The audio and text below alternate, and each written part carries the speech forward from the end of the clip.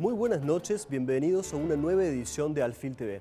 Edición que nos va a encontrar conversando con el doctor Antonio María Hernández. Para quienes frecuentan la política y el derecho, el doctor Hernández no necesita presentación.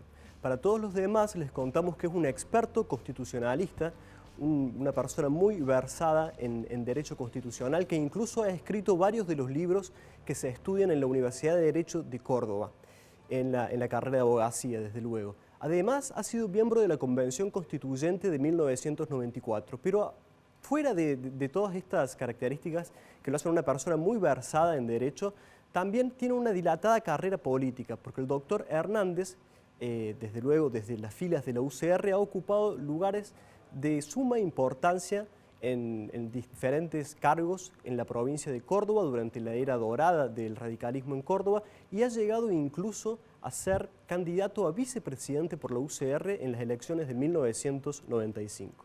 ¿Qué queremos decir con esto?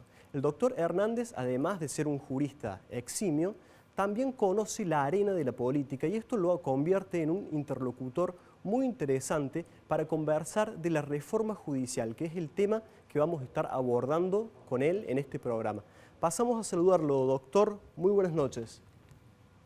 Buenas noches y muchas gracias por esta generosa presentación y por la invitación, por supuesto. Muchas gracias a usted por venir virtualmente a compartir con nosotros un análisis de la reforma judicial, doctor. Me gustaría empezar de este modo, ya que tenemos que abordar un tema muy complejo y no tenemos demasiado tiempo, me gustaría pedirle que haga una breve enumeración de los principales cambios que prevé esta reforma propuesta por el oficialismo. Una simple enumeración y a partir de eso yo le voy a ir haciendo unas cuantas preguntas para conocer su opinión y su posición política, no solo su opinión como jurista, sino también política. ¿Le parece? Con mucho gusto. Hasta ahora hay dos proyectos en marcha. Hay un proyecto de ley remitido por el presidente que está en tratamiento en el Senado. Ya me voy a referir al mismo. Es un proyecto de 85 artículos destinado esencialmente a un cambio en la justicia federal y específicamente a la justicia federal penal de la ciudad de Buenos Aires. Y el otro proyecto ha sido un decreto dictado por el presidente de creación de una comisión de 11 miembros destinada a cumplir su cometido en 90 días y cuyo objetivo es opinar sobre el funcionamiento de la Corte Suprema de Justicia de la Nación, del Consejo de la Magistratura, del Ministerio Público y del juicio por jurados. Eso es lo que ha hecho hasta ahora el Poder Ejecutivo. Doctor, en versiones periodísticas se habla, por ejemplo, de que se buscaría modificar el alcance del recurso extraordinario federal. ¿Usted nos podría comentar qué significa, qué implicaría que amplíen el espectro de casos en los que es pertinente el recurso extraordinario federal? Ese es un tema muy complejo. Digamos esto, el modelo nuestro está así organizado. El Poder Judicial es federal por una parte, con una competencia específica de excepción. Son las cuestiones donde intervienen la nación, donde intervienen los conflictos provinciales, las causas de embajadores o las razones donde hay una aplicación de los códigos de fondo civil, comercial o penal en razón de lugar, de materia o de personas, y solo esa competencia corresponde a la justicia federal. Por el otro lado, la justicia ordinaria, llamada así, es la aplicación de los códigos civiles, comerciales, penal, de minoría, laboral, etcétera, justicia de familia, que corresponde a los poderes judiciales provinciales. Lo que hay que entender es que la reforma está destinada al Poder Judicial Federal. El proyecto trata, por un lado, de la modificación de esa justicia federal y por el otro lado, eventualmente, de otros aspectos. Cuando se habla, especiando por la Corte Suprema, cuando se habla de recurso extraordinario, se habla de una competencia especial que tiene la Corte Suprema. Es una competencia absolutamente excepcional. Las causas tienen que ser juzgadas en los niveles de primera y de segunda instancia. Cuando se trata de justicia ordinaria, tiene que intervenir en una provincia el Tribunal Superior de Justicia, y solo de manera excepcional se puede ir por la vía del recurso extraordinario ante la Corte Suprema de Justicia de la Nación. Esto está regulado desde hace muchos años. A lo largo del tiempo ha ido ampliando la propia Corte la posibilidad de revisión de otros casos, razón por la cual el número de recursos extraordinarios que llega a la Corte son muchísimos. La Corte Suprema Argentina dicta 7.000 u 8.000 fallos por año, y el modelo que tuvo, que es la Corte Suprema norteamericana, solo dicta 70 u 80 sentencias por año. Doctor, me interesaría conocer su opinión en esto. ¿Por qué cree que el oficialismo busca ampliar el recurso extraordinario federal?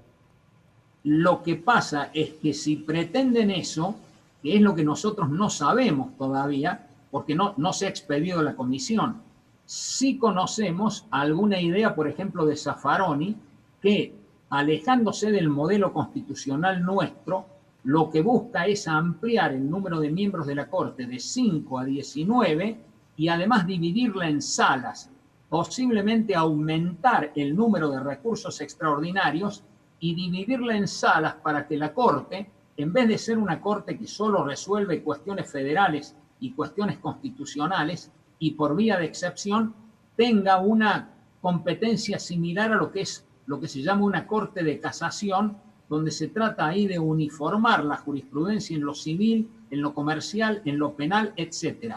Yo digo que la división en salas es inconstitucional, y la idea de aumentar todavía el número de recursos extraordinarios no se condice con el sistema actual federal de la Constitución.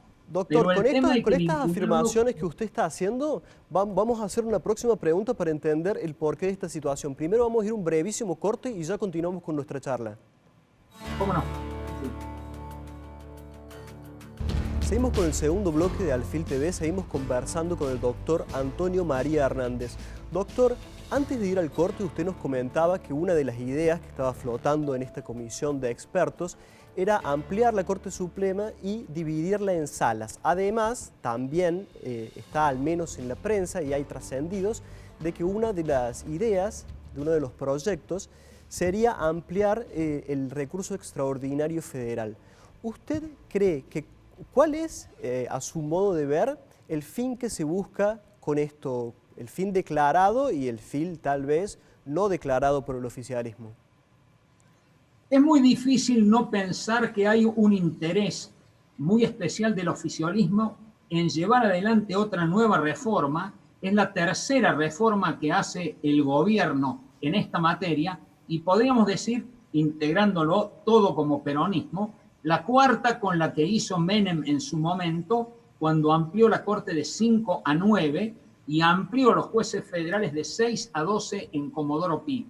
O sea que, en definitiva, cuando nosotros vemos que esta comisión tiene 11 miembros, de los cuales, en vez de haber constitucionalistas, que son los que realmente tienen que opinar en la cuestión, esencialmente hay 4 penalistas, y 2 de ellos, que son precisamente Beraldi y Arslanian, son defensores de personas del oficialismo que están imputadas de gravísimos hechos de corrupción y que ellos mismos han presentado recursos extraordinarios ante la Corte Suprema en defensa de sus defendidos, no podemos llegar sino a otra conclusión, que es esta. Primero, no hay pluralismo, no hay una búsqueda de que haya consenso político para un tema tan importante como una reforma judicial, de la cual adelanto que es sumamente necesaria para el país. Y no solo la reforma judicial federal, sino la reforma de todos los poderes judiciales de las provincias, porque ese es un tema que también me gustaría hablar. No hay confianza de la sociedad en el Poder Judicial,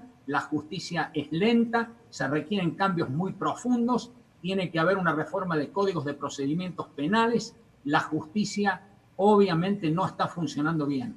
pero es muy difícil que no se piense que acá hay una clara intencionalidad política. Y cuando uno observa que el promedio de una causa de corrupción en la Argentina es de 14 años y que solamente se condena un 1 o 2% de los casos, y en el contexto se observa que están paradas las causas de corrupción que son gravísimas, con lo cual en la Argentina estamos frente a otro problema mucho más grave que es la impunidad. Entonces uno tiene que entender de que acá sí hay una intencionalidad política para beneficiar efectivamente a estas personas que están acusadas de graves hechos de corrupción. Así que Doctor, en definitiva, sí, reforma debe hacerse como corresponde, con un debate muy profundo. No es lo que está ocurriendo. En todo esto tiene que haber pluralismo, tiene que haber una invitación a los colegios de abogados, a las academias de derecho, obviamente un gran debate en el Congreso, no un debate limitado en medio de la pandemia, donde cada uno de los expositores solo tiene 8 minutos para opinar cuando son temas de muy alta complejidad. Así que en definitiva, reforma del Poder Judicial sí, y siempre y cuando se sigan las bases constitucionales para la organización del Poder Judicial. Esto hoy en la Argentina no ocurre. Y doctor, quiero en su calidad detenerme de en algunos político, aspectos me gustaría de eso. preguntarle algo, además de la claridad con la que usted expresa los conceptos jurídicos. ¿Es necesaria una reforma o el problema es político? ¿El problema está en la letra de la ley o el problema es político y excede lo que pueda decir o no una reforma? A su modo de ver.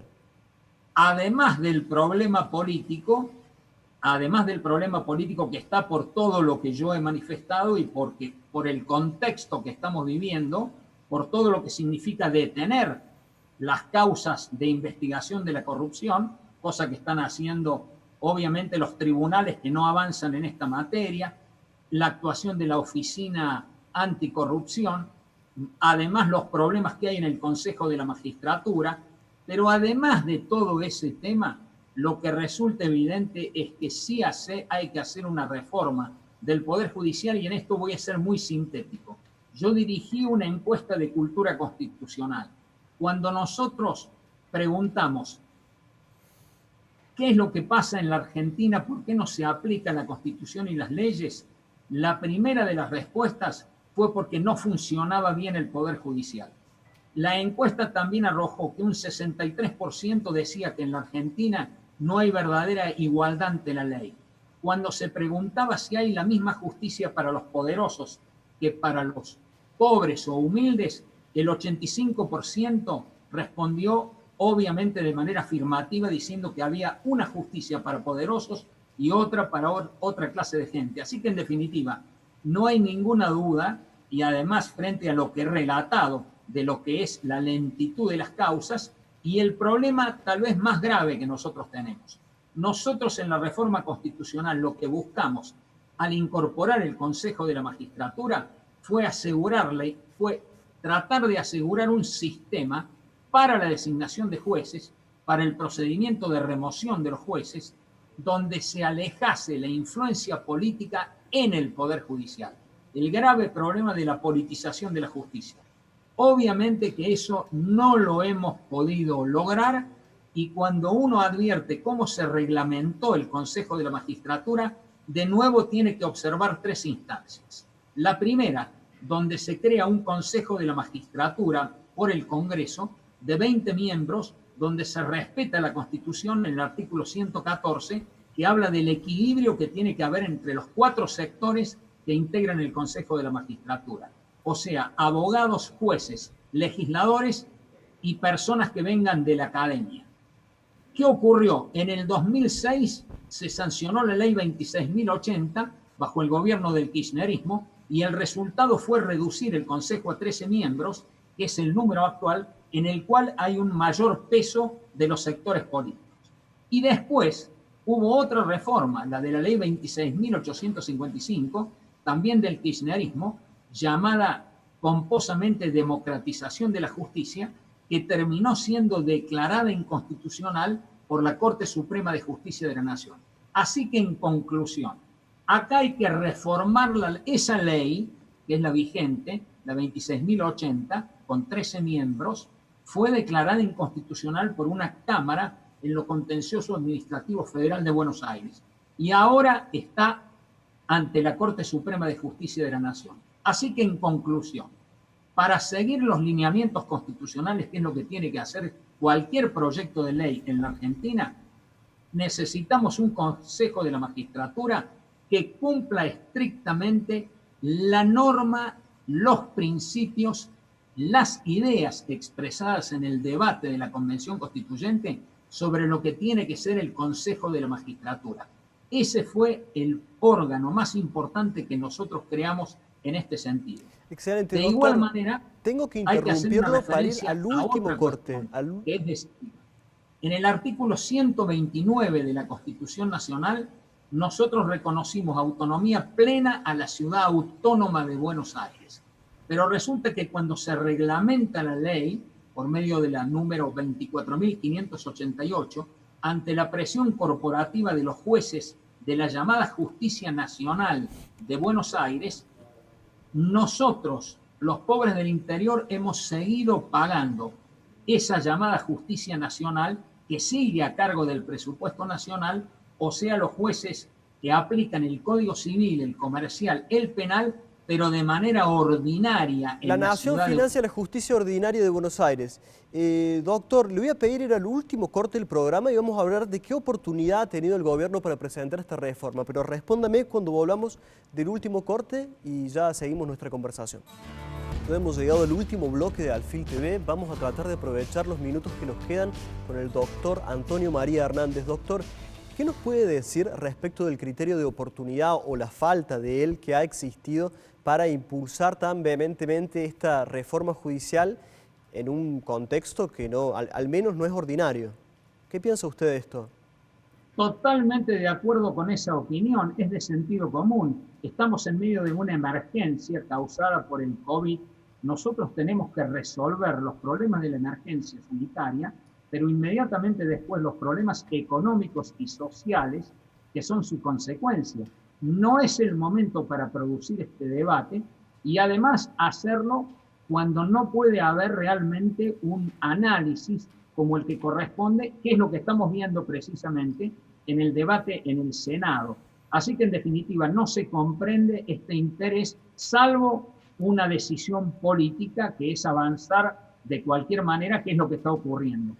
Lo que yo decía es que hay que respetar las bases constitucionales y que se advierte esa inconstitucionalidad en relación a que no se traslada toda la justicia nacional a la Ciudad Autónoma de Buenos Aires. Entonces esto da como resultado que el interior del país sigue pagando servicios para la ciudad más rica de la Argentina, que es la Ciudad Autónoma de Buenos Aires. Se avanzó en los años pasados cuando 19.000 policías federales que estaban a cargo del presupuesto nacional pasaron a la Ciudad Autónoma de Buenos Aires. Pero ahora hay que hacer lo mismo con aproximadamente 550 jueces dentro de los 988 que hay en el país, para que ustedes entiendan lo que significa el centralismo que vive la Argentina. La abrumadora mayoría de los jueces están en la Ciudad Autónoma de Buenos Aires. Se viola la Constitución, no pasa la justicia ordinaria a la Ciudad Autónoma de Buenos Aires, pero además, dentro de lo que se llama la justicia federal penal, se aumenta el número de los 12 que nosotros tenemos ahora a 46, lo cual significa algo que no tiene ningún tipo de fundamento científico, sino yo diría todo lo contrario. De igual manera, eso esencialmente ese es el título primero del proyecto de ley que se está debatiendo. El título segundo es la unificación de la justicia civil y comercial con lo contencioso administrativo federal. Esto también ha sido cuestionado porque se trata de fueros especializados muy distintos. Y el título tercero es el que menos objeciones merece, porque crea 94 cargos de jueces federales para el interior del país. Algunos de esos, por supuesto, van a estar acá en la provincia de Córdoba, pero lo que resulta muy evidente es que si uno compara la creación de cargos para la ciudad de Buenos Aires con el interior del país, surge muy claramente el criterio centralista del proyecto. O sea, el proyecto no tiene la suficiente fundamentación, no es pluralista, es inoportuno, no está integrada a su vez la comisión, ya que analiza otras cuestiones por las personas y los profesores especializados que debieran estar en esta materia. Doctor, y además hay una violación de la Constitución por lo que acabo de expresar. Bien, doctor, una pregunta también, no sé si técnica o política, usted lo decidirá mejor que yo. ¿Es realmente necesaria esta reforma para hacer virar el sistema hacia un sistema acusatorio o no es necesaria o no va en ese sentido? Esa es una pregunta muy inteligente. Una de las objeciones más importantes, ya varias asociaciones de especialistas en derecho procesal penal se han manifestado, una de las mayores incongruencias del proyecto es que nosotros estamos poniendo en marcha en toda la justicia federal penal de la Argentina el procedimiento acusatorio, que es una superación del sistema hoy vigente que se llama inquisitivo, en el cual la mayoría de las competencias está a cargo de jueces. En cambio, en el sistema acusatorio, la mayor responsabilidad en la investigación está a cargo de fiscales. Y resulta que cuando uno analiza los cerca de 279 cargos que se crean, la mayoría de esos cargos, 123, son para jueces. O sea, cuando acá tendría que haber mayor designación de nuevos fiscales. Así que ese es otro de los errores, a lo cual se suma otro problema adicional. Se supone que para la designación de un juez vos tenés que esperar el procedimiento de la Constitución con la participación del Consejo de la Magistratura y después interviene el presidente y después el Congreso, el Senado de la Nación, que otorga finalmente los acuerdos. Pero resulta que mientras tanto está previsto nuevamente la designación de jueces subrogantes. Y nosotros ya sabemos, porque hay opinión no solo de la Corte Suprema de Justicia de la Nación, hay una ley específica de la Nación, 27.439, que establece que cuando se trata de un juzgado nuevo, no puede haber jueces subrogantes. O sea que acá hay otro grave error de tipo político y con una intencionalidad muy clara, que es ocupar la mayor cantidad de cargos por parte del oficialismo, y eso también obviamente merece todo tipo de críticas y objeciones. Así que en definitiva, lo único que están sumando este proyecto hoy en tratamiento en el Congreso es nada más que críticas. Nosotros esperamos que realmente se haga un debate importante y finalmente se haga una reforma no solo de la justicia federal, sino también de las justicias provinciales. En eso no tengo ninguna duda, pero hay que hacerlo como corresponde, no solo con un debate muy robusto, sino con la participación de todos los sectores e incluso de la sociedad. En tal sentido, por ejemplo, la idea del juicio por jurados a mí me parece una idea muy importante. Rigen 5 provincias, hay que llevarlo también al orden federal. Cuando fui diputado de la Nación dejé un proyecto que regula específicamente esta cuestión. Doctor, yo creo... Lo tengo que interrumpir porque lamentablemente se nos ha terminado el tiempo, pero ha sido muy claro en sus explicaciones. Nos gustaría seguir charlando con usted, esperamos tener la oportunidad en el futuro, pero muy amable en atendernos, doctor. Muchas gracias por esta invitación y hasta cualquier momento. La verdad es que es un tema muy amplio y muy complejo. Hasta luego, doctor. Nosotros nos despedimos y nos encontramos el próximo sábado de nuevo en las pantallas de Canal 10. Buenas noches.